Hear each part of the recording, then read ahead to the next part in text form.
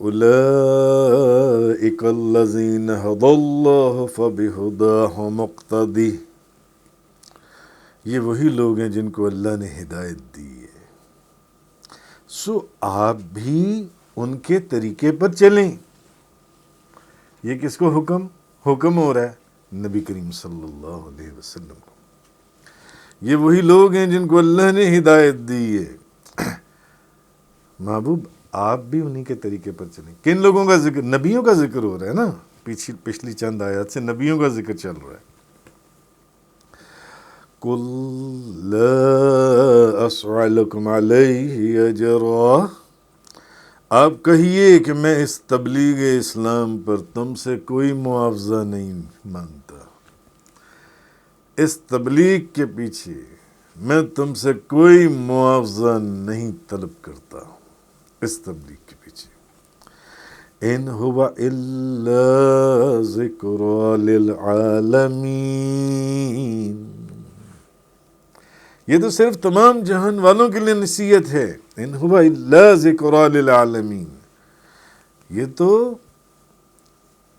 تمام جہان والوں کے لیے، یہ تو صرف تمام جہان والوں کے لیے نصیحت ہے۔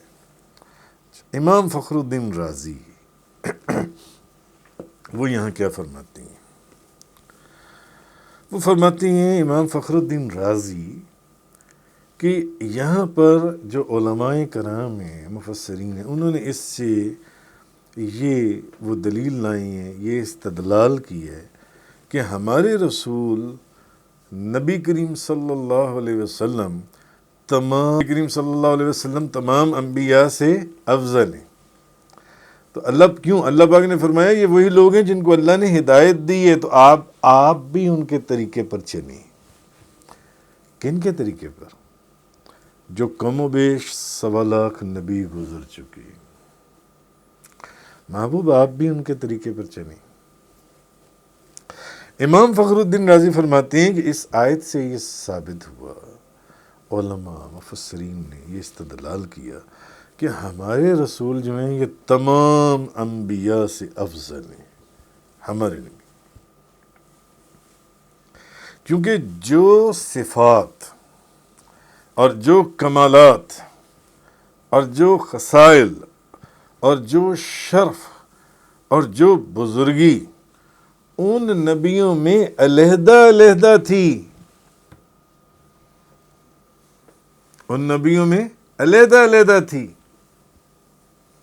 کسی کو کوئی بزرگی دی گئی، کسی کو کوئی بزرگی دی گئی، کسی کو کوئی بزرگی دی گئی، کسی کو کچھ اور بزرگی دی،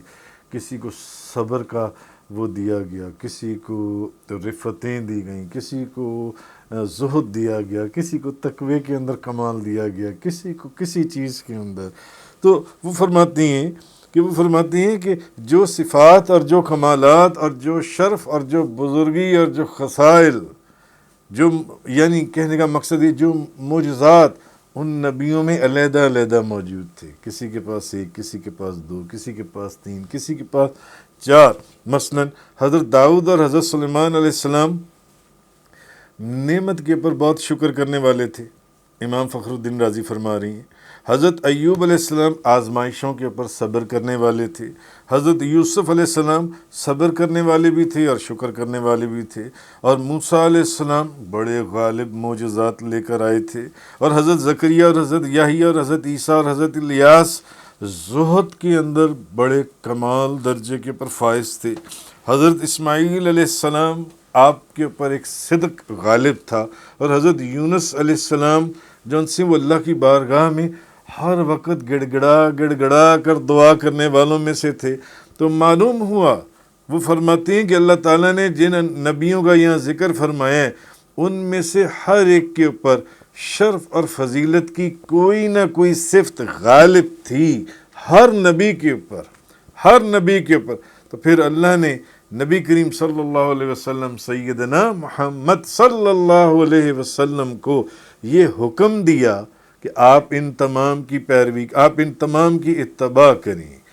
یہ وہی لوگ ہیں جن کو اللہ نے ہدایت دی، سو آپ بھی ان کے طریقے پر چلیں، محبوب آپ بھی ان کے طریقے پر چلیں۔ تو پھر اللہ نے حضور کو، نبی کریم صلی اللہ علیہ وسلم کو یہ حکم دیا کہ وہ ان تمام نبیوں کی اتباع کریں۔ گویا کہ اللہ نے نبی کریم صلی اللہ علیہ وسلم کو یہ حکم دیا کہ عبودیت ہو یا اطاعت ہو یا کل صفات، ان چیزوں کی کل صفات جو ان تمام نبیوں میں علیحدہ علیحدہ علیحدہ علیحدہ پائی جاتی ہیں، آپ تنہا ان تمام صفات سے متصف ہو جائیں۔ جو ان نبیوں کو علیحدہ علیحدہ صفات دی گئی ہیں، آپ کو، آپ کے وجود کے اندر وہ تمام صفات داخل ہو جانی چاہیے، اور وہ تمام خصائل اور وہ درجات اعلیٰ جو ان سے ہیں اور وہ جو شمائل ہیں ان کو اپنی ذات میں جمع کر لیں۔ تو امام فخر الدین رازی فرماتے ہیں کہ جب اللہ نے آپ کو یہ حکم دیا تو یہ محال ہے، جب اللہ نے آپ کو حکم دیا کہ محبوب ان سارے نبیوں کے آپ طریقے پر چلیں، یعنی جو علیحدہ علیحدہ ان کو شانیں،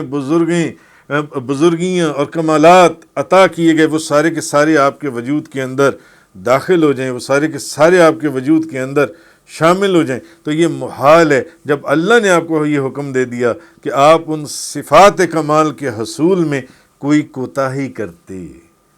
ایسا نہیں ہو سکتا تھا۔ تو ثابت ہوا کہ شرف اور فضیلت کی یہ تمام صفات آپ کی ذات میں جمع ہو گئیں۔ نبی کریم صلی اللہ علیہ وسلم کی ذات میں یہ شرف اور کمالات اور بزرگی کی تمام چیز، اور جو کمال تمام انبیاء علیہم السلام میں، سارے نبیوں میں جو کمال علیحدہ علیحدہ علیحدہ علیحدہ علیحدہ تھا، وہ سب کے سب کمالات اور شانیں اور بزرگیاں وہ سب آپ کی ذات مبارکہ میں جمع ہو گئیں۔ کیوں؟ اللہ نے آپ کو حکم دیا تھا کہ آپ ان کے طریقے پر چلیں، تو یہ نہیں ہو سکتا کہ اللہ نبی کریم صلی اللہ علیہ وسلم کو حکم فرمائیں اور آپ وہ تمام چیزیں اپنی ذات میں جمع نہ فرما لیں۔ حکم جو ہو گیا، تو لہذا اب وہ فرماتے ہیں، امام فخر الدین رازی تفسیر کبیر کی جلد 5 کے اندر وہ فرماتے ہیں، لہذا یہ کہنا واجب ہے کہ ہمارے نبی سیدنا محمد صلی اللہ علیہ وسلم تمام انبیاء سے افضل ہیں۔ اس لیے یہ کہنا واجب ہے کہ آپ صلی اللہ علیہ وسلم تمام انبیاء سے افضل ہیں، تمام انبیاء سے۔ تو معلوم ہوا کہ ہر وہ خوبی اور کمال جو دوسرے نبیوں میں ایک ایک، دو دو، تین تین کر کے پائے جاتے تھے، حضور صلی اللہ علیہ وسلم تاجدار دو جہاں، شاہ سوار لامکاں، مالک زمین و آسماں، روح کن فکاں، نبی پاک صلی اللہ علیہ وسلم ان تمام کمالات کے جامع ہیں، اس لیے سب سے افضل بھی ہیں اور سب سے اکمل بھی ہیں۔ روح المعانی کے اندر ہے، آپ سب سے زیادہ افضل بھی ہیں اور سب سے زیادہ اکمل بھی ہیں۔ اور امام فخر الدین رازی کیا کہہ رہے ہیں کہ پھر یہ کہنا واجب ہے کہ ہمارے نبی صلی اللہ علیہ وسلم تمام انبیاء سے افضل ہیں، تمام انبیاء سے افضل ہیں۔ آہا، حسن یوسف، دم عیسیٰ، ید بیضاداری، آنچ خوباں ہمدارند تو تنہا داری۔ تو بعض کافر جو ہیں وہ اس غلط فہمی میں مبتلا تھے کہ نبوت کا دعویٰ جو ہے یہ صرف مال اور دولت اکٹھا کرنے کے لیے کیا گیا ہے۔ یہ جو نبوت کا دعویٰ پھر یہ صرف مال اور دولت اکٹھا کرنے کے لیے، اور یہ اس کا ذکر پہلے بھی آیات کے اندر گزر چکا ہے پیچھے۔ تو اللہ تعالیٰ نے نبی کریم صلی اللہ علیہ وسلم کو حکم فرماتے ہیں کہ آپ اعلان کر دیجئے کہ دعوت اسلام میرا پیشہ نہیں ہے، تم اس کو میرا پیشہ سمجھ رہے ہو، یہ میرا مقصد حیات ہے، میری زندگی کا مقصد ہے، اور میں اس کے لیے دولت جمع نہیں کرنا چاہتا۔ دولت جو بظاہر اگر دکھا کر جمع کرنی ہوتی تو آپ سرکار تو جدھر اشارہ فرماتے پہاڑوں کے پہاڑ سونا بن کے، جیسے حدیث میں آپ کے ساتھ ساتھ چلنا شروع کر دیتے۔ بلکہ میرا مقصد تو صرف اتنا ہے کہ تم گمراہی کی دلدل سے باہر نکل آؤ اور ہدایت کے راستے پر آ جاؤ، اور تمہارے رب سے جو تمہارا رشتہ ٹوٹا ہوا ہے وہ دوبارہ سے جوڑ دیا جائے۔ تو جو کتاب میں تمہیں پڑھ کر سناتا اور سمجھاتا ہوں اس کے اندر میری کوئی ذاتی غرض وابستہ نہیں ہے، یہ تو ہر قسم کی غرض سے بالا تر ہے، اور یہ کتاب ایک ایسی آفاقی رشد و ہدایت کا یہ منبع ہے، اور یہ ایک عالمی پیغام ہدایت ہے کہ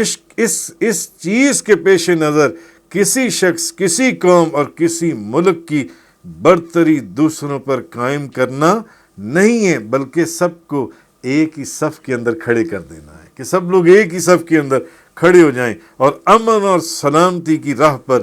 گامزن ان لوگوں کو کر دیا جائے۔ تو مختصر یہ کہ امام فخر الدین رازی فرماتے ہیں اس آیت کی روح سے یہ ساری تفسیر بیان کرنے کے بعد فرماتی ہیں لہٰذا یہ کہنا واجب ہے کہ اللہ پاک نے یہ جو فرمایا اپنے محبوب کو، نبی کریم صلی اللہ علیہ وسلم کو، اولئک الذین ھدی اللہ فبھداہ مقتدی،